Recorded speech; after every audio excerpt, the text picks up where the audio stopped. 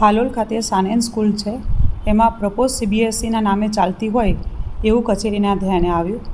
ત્યારબાદ ટીમ દ્વારા ત્યાં આગળ સ્થળ તપાસ કરાવી. શાળાને નોટિસ ડિસેમ્બરમાં ફટકારેલી છે. શાળાનો ખુલાસો એમણે રજૂ કર્યો, જેમાં એ પૂરતા આધાર પુરાવા રજૂ કરી શક્યા નહોતા. કોઈ પણ શાળા છે પ્રપોઝ CBSEના નામે શરૂ ના રાખી શકાય. આ બાબતે અત્રે કચેરીને ધ્યાને આવતા ગઈકાલે તપાસ કમિટી દ્વારા ત્યાં આગળ તપાસ કરી અને શાળાની અંદર તમામ રેકોર્ડ છે એ જપ્ત કરી એની ચકાસણીની કાર્યવાહી ચાલુ છે. જાહેર વાલીઓને તમામને જાહેર સૂચના કરેલી છે કે આવી કોઈ પણ પ્રપોઝ CBSEને નામે સ્કૂલ ચાલતી હોય ત્યાં આગળ બાળકોનો પ્રવેશ ન લેવો. આ શાળામાં RTI હેઠળ કોઈ પણ બાળકે પ્રવેશ લીધેલો નથી, એનું કોઈ પોર્ટલ ઉપર નામ નથી, એટલે આવી કોઈ પણ ત્યાં આગળ કામગીરી થયેલી નથી. શાળાએ 21ની અંદર અરજી કરી હતી, 2021માં CBSEના એફિલિએશન માટે અરજી કરેલી હતી.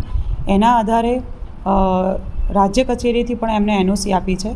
CBSE દ્વારા તપાસ કમિટી દ્વારા એમને એફિલિએશન કરવાની કામગીરી છે એ જે તે કચેરીથી થાય છે, એટલે એમની કાર્યવાહી ચાલુ છે. પરંતુ પ્રપોઝ CBSEના નામે ચાલુ ના રાખી શકાય.